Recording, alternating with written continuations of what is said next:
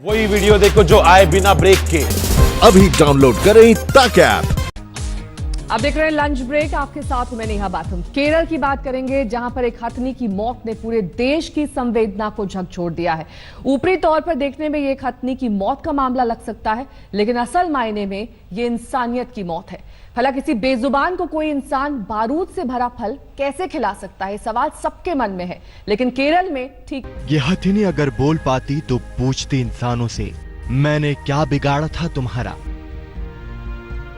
क्या तुम पर यकीन करना मेरा कसूर था? ये अगर बोल पाती तो आंखों में आंखें डालकर पूछती हमसे कि तुम खुद को कैसे मानव कह लेते हो।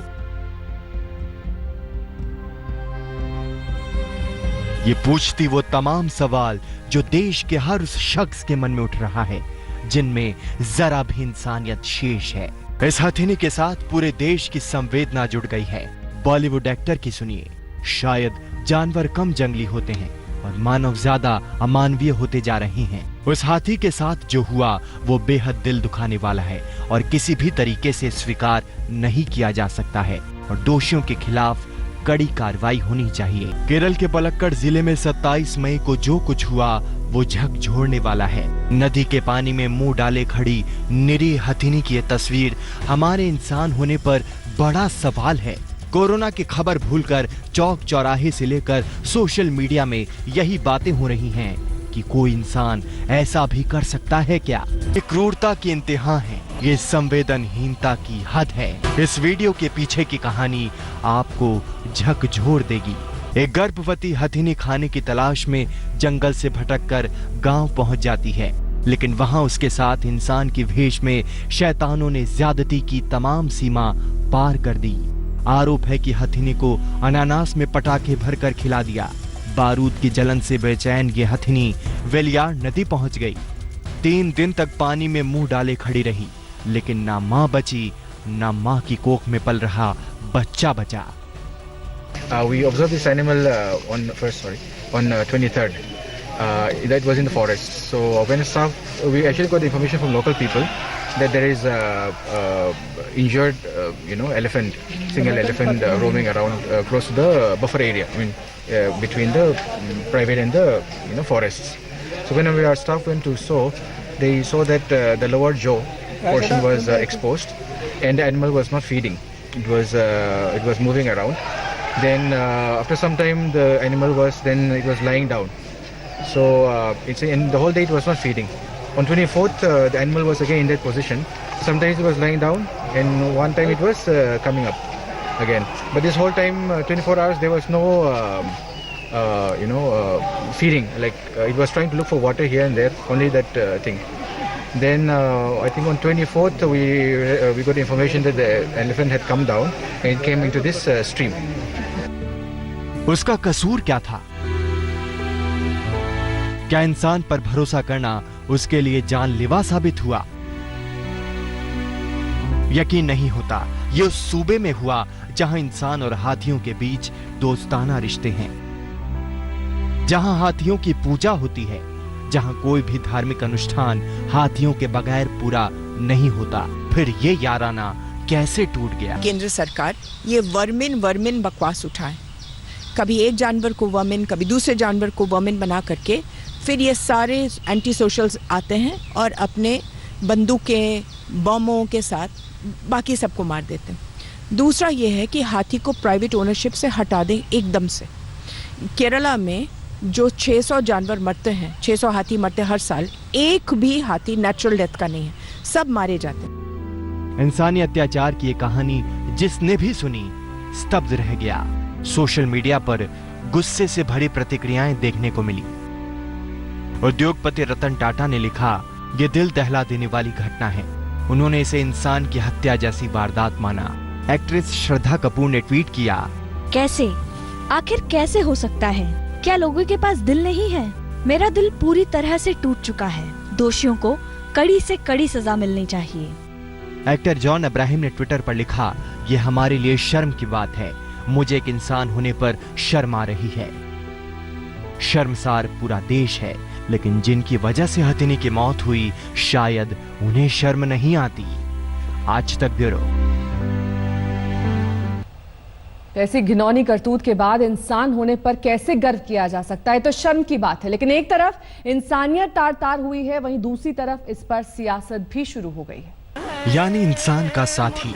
जिन कुछ जंगली जानवरों को इंसान अपना दोस्त बना पाया, उसमें हाथी सबसे अहम है। देश के कई हिस्से हैं जहां पूजा और बड़े अनुष्ठान हाथियों के बगैर पूरे नहीं। इंसान के सबसे प्यारे साथी के साथ केरल में जब मानवता को शर्मसार कर देने वाली घटना हुई तो देश बिलख पड़ा। लेकिन आम लोगों के गम और गुस्से के बीच इसे लेकर सियासत भी तेज हो गई। मेनका गांधी के इस आरोप से हुई। अब क्या करें, उसको कुछ समझ तो आता नहीं किसी भी चीज़ में। मैं कहती हूँ अगर ये नहीं कि उनकी गलती है कि सुल्तानपुर में, पीलीभीत में जब जानवर मरता है तो हमने तो किया नहीं, लेकिन फौरन ही हम उस पर उपाय ढूंढते हैं, फौरन। और ये जानवर मेरा तो नहीं है, लेकिन मेरा ही है, ये मेरी बहन है, ये मेरी बेटी है जो मरी है। और अगर वो सोच समझ करके बोले कभी कभार तो अच्छा होगा। केरल की इस घटना को लेकर वन्य जीवों के संरक्षण के लिए काम करने वाले कार्यकर्ता गुस्से में हैं। केरला में हुआ है जिस एक हाथी के साथ जिसमें उसको इस बुरी तरीके से मारा गया। ये केवल एक ही इंसिडेंट है, मगर जो प्रॉब्लम है ये इससे बहुत कई गुना बड़ा है। पूरे जो देश में जो हमारी वाइल्ड लाइफ है ये अटैक के अंदर है। ये सारी देश इनकी जमीन पे कब्जा कर रहा है। केवल 5% हमारी जमीन वाइल्ड लाइफ सैंक्चुरीज के लिए है, जहां पे ये जानवर को सुरक्षित रहना चाहिए। बहरहाल देश के सामूहिक गम और गुस्से के बीच केंद्र सरकार भी एक्शन में आई। केंद्रीय वन पर्यावरण मंत्री प्रकाश जावड़ेकर का बयान आया। मलप्पुरम में हथिनी की मौत के मामले को केंद्र सरकार ने गंभीरता से लिया है। इस मामले की जांच में कोई कमी नहीं होने देंगे और अपराधियों को पकड़ेंगे।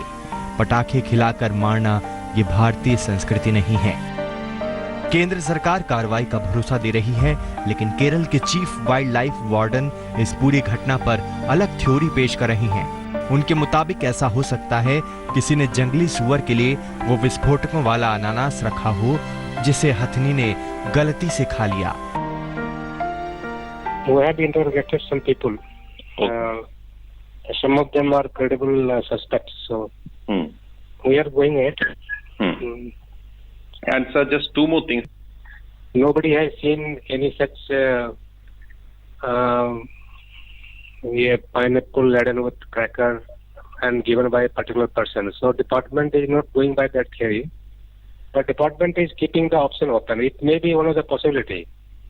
But right now evidence is not there for such a pineapple and such a cracker. लेकिन क्या किसी भी जीव के लिए ऐसा ट्रैप बिछाना सही है क्या?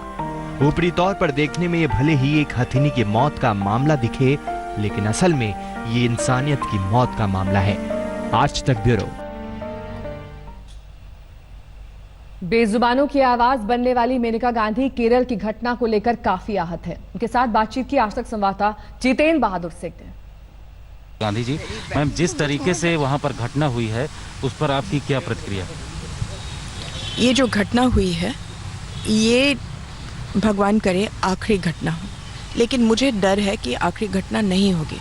हम लोग तो गिन रहे हैं या हथिनी, जो गर्भवती हथिनी को हम लोगों ने मारा है, लेकिन आप ये नहीं गिन रहे हैं कि इस बीच में वो जो बम की वजह से कितने सारे जानवर मरे हैं इन 3 महीनों में। तो अब हाथी को ये मत सोचिए कि बस एक हथिनी की मौत हुई। मौत अगर हुई है तो हम सब लोगों की। राज्य सरकार अलग अलग तरीकों की दलील दे रही है। वो कह रही कि सुअर को मारने के लिए, जंगली सुअर को मारने के लिए इस तरीके के कदम उठाए गए। हाँ, उन्होंने इजाज़त दी थी जंगली सुअर को मारने के लिए, लेकिन बम फैक्ट्री की इजाज़त भी दी उन्होंने। आखिर वो अगर बम रख सकता था अनानास में तो इसका मतलब प्रोफेशनल बम था। वो प्रोफेशनल बम आप और मैं बैठ करके अपने घर में तो नहीं बना सकते ना, ये तो हम खुद मर जाएंगे। तो इसका मतलब है कहीं मल्लापुरम में 2-3 जगह होंगे जहां कोई बैठ करके कमरे के अंदर बम बना रहे हैं। आज हाथी पर इस्तेमाल किया, आखिर हाथी ने खुद ब खुद तो लिया नहीं, उसको मुंह में घुसेड़ दिया गया ना। तो आज वो बम मारेंगे हाथी पर, कल इंसान पर। केंद्र सरकार और राज्य सरकार इस पर किस तरीके से कड़े कदम उठाए जिससे कि आगे इस तरीके की घटना ना हो? सबसे पहले केंद्र सरकार ये वर्मिन बकवास उठाए।